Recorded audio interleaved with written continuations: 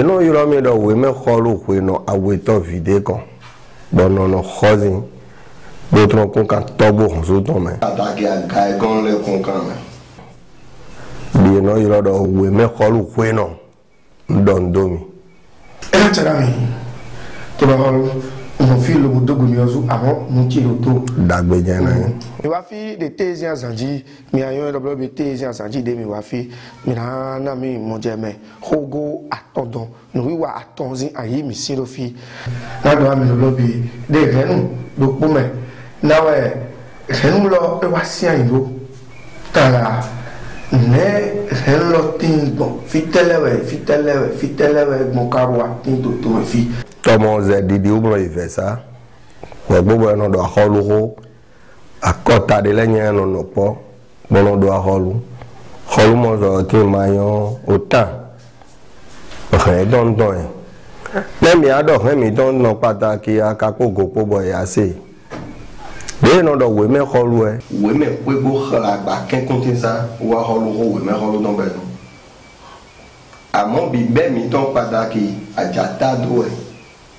Te yo main do Togo mais bon lo kilo do ajata do àwọn garde meya a holu tazi àwọn we àwọn de ton age de ton to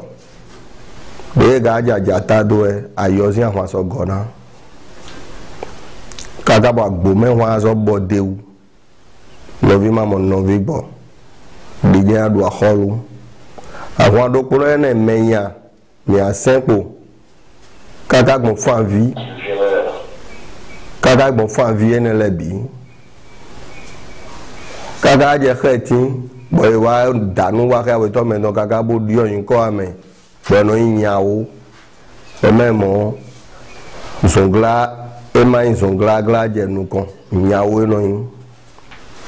Yo kon enele ahwa we, fi de wa di we menu sin fi sin chi odo le wen yo kon. Mais trop elle tout de peu de mi o mi mo ni ko nya to lo le no do amonde wa me wizi nko we no do ato lo de gbon agele wo mi anu se akeyin ko de gbon to le mi anu se to sin nko me mi je khetien e din khetien wo no famlo wa tana do finele udu to do gbo do nko e ton àwọn lo ade yi mi do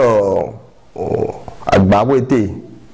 Ile jo agbawete ne le de àwọn alogwe nu e wete meda o de yan kholu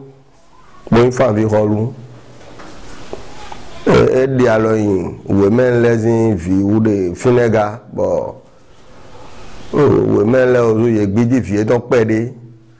de we men le be do fine bo ndole aizogbe mi no do we men le aizogbe mi no do aizonu emi pe bo de mi ade mele ti ando mi me gbelo agbobo yin we megbe favi vi mi do ene wu owu bo favi ko do agbo pali pawe de sunme ye meda ole ye pondo mi abi osun lo pondo agbo de sun lo menu bo aji de je to modo gbeto we gbewu me ma ya agbo ye loru ye 20 ans pede ye 20 ans bo khonzo fene ye wu nu imo de ga ja gba we ye wu we te khon wu to u do no mla mi do wu ga jira to do fide we me wa do we me de bo we me de pe do na yoro mi we me de ba mezume bi àwọn alo ayi kaka fine we wa khon zo lo de te forêt ba mezun so lo de te bo rombe de me be rombe de me ye wa be alianu atawanu e don la bi bo be do so lo me u do elise lo bodo mede pe ma bi osun lo me khoto sa to ma bi me asi oru e ma bi me afido vimi to zin asi de jifi e bodo filo eyin we menu ne kai ye jifi bo filo yiro yin we me wo jan bi osun lo me khoto ma gan bi me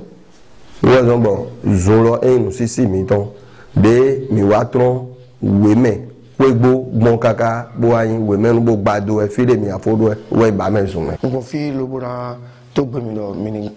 kando ko bo so ku jedo o ko na do ami lo mi de ko do dai na ka ko de bi o mi bilun mi de ko do dai lo be e do sun de tin go de fi me we me lesi sun ba accorde fu mo bi o me lala bẹ́ẹ̀ sùn bẹ́ẹ̀ àwọn afúnlẹ́dẹ́ mi dọ̀ àpò jẹ́fídé lẹ́sùn pọ̀ mẹ́ ẹni lọ ń dín lọ sùn lọ sí côté mi ní námi mọ́ jẹ́ mi pẹ̀dé lọ sùn lọ sí côté èdè fúnlẹ̀ ẹ tẹ́lẹ̀ rẹ̀ sùn lọ dọ́sì pọ́n lobo yìí nù sísí. O kan se wo en kwe do mo. O zon de vene be mi tan don mo. Mi se bo mi le o zo mo e jo pe mi ton. Be me ro le o je vene bo li zon e ton. Be ma e zon lo men amaga bi o zon lo men. A mo ali bo bi e men ama mo ali bo ton. E pe mi do yi. Bo ne aso bi e men mo. Bo me ro le de fin fa zon lo men.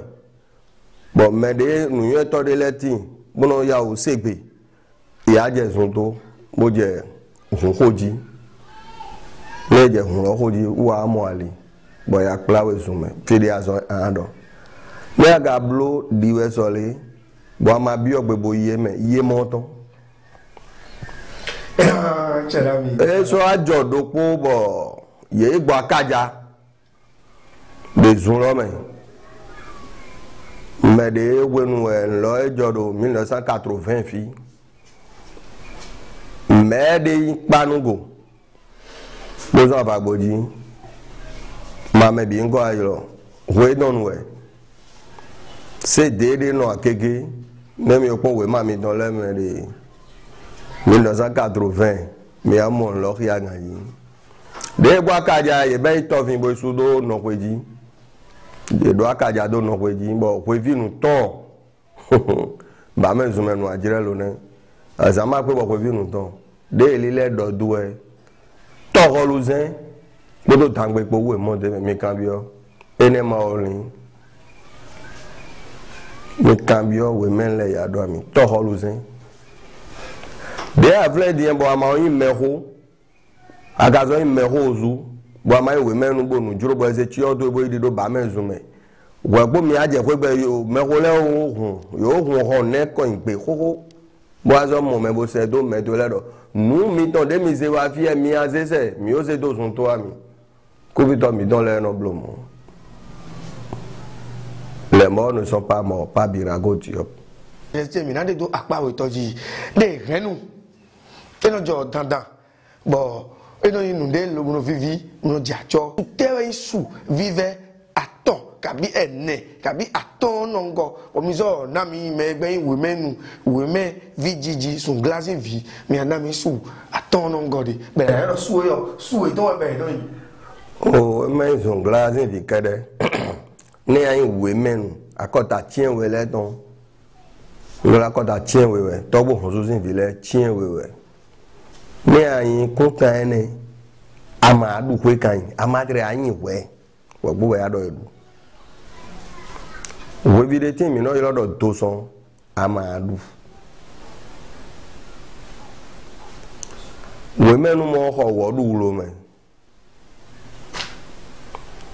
òwe mẹ́nu sí à sí mọ́ tí ń de là mẹ́kọ́ lẹ́nu dọ̀ gòwe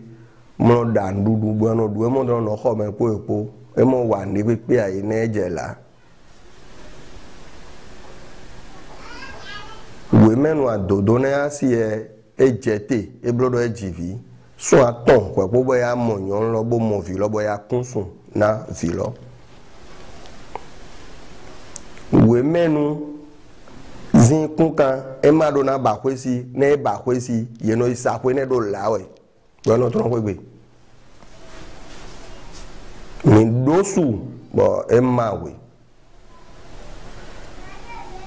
ye ma janu sa we menu gbebo a oke lodo o wono di elo we men ma so ayoro majesté na kan no po biomi ni do we men zi asi e da fogbe kabi e on do yon si gledo me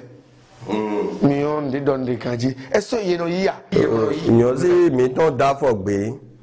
e fulupe we wa gbogbo fulupe e aje nu de ma mo le mo je gan yi ndudu khosa ni bo adoju ma le mi mo dan odo pono amo ye ibla ye ma dan de amo si ene le zono na we ma gbeji le ye zo na ba don le gaji ye no plan ya hanzen kon le ya hanzen kon le gbe to wo e ado bi papata na we ge no mla akọ we meton lodo mi namla pedi na mi bo ko meji na mo akọyin we mẹ́dọ̀ me oyin we men bo do ku hon vi no chinu yo mla da o lo we men no chinu abo akunu maku ewu akunu bo gbe chi e sondo zama do zanji e do zan khlao pali agada so ai home ma hon me gokun aliyan ma dogo e dogo do yo gba òwété kọlùkù tọ ewu kan bó jira tó do yìnyín lọ sùn òfò yín kọ lọ sùn. ẹ ká tẹ̀lé mi ìgbésẹ̀ ṣe mi ní ìwé lọ́mọ náà bá dọ̀ kó lè fúlọ́mọ náà gbà kó bí o tó fúlọ́ lọ mi dọ̀ àlèyàn máa dógò ẹ dógò bọ̀ yóò gbà mi sì kàn náà mi tí mi fẹ́ tó pẹ́ de òmìnira ló tara ní owó àmì tọ́lẹ̀. omi lónìí lédè wé mẹ́bọ̀ ẹ̀nà yìí lọ́dọ̀ àjàbá wúdò náà àyíṣọ́ gbèmí náà do àlèyàn wanu eblo kuhun akweba sinu kuhun do sinu ajaba lo eno yilodo aliyan ohide mi no yilo ajaba ewe aliyan de do aliyan poto ye ohiglo wen mo ejemewu mo gbo aliyan poto yi de do aliyan ma dogo e amoso zi ajaba bo gbonyonu zi ajaba bo dogo na ajaba uyo agba ebrodo yero wa nu bi kẹsùn sí àmọ́ akulepọn de we mẹ́nu wa adùn ya akulepọn de we mẹ́nu gbọ́dọ̀ mi ko we mẹ́nu po ada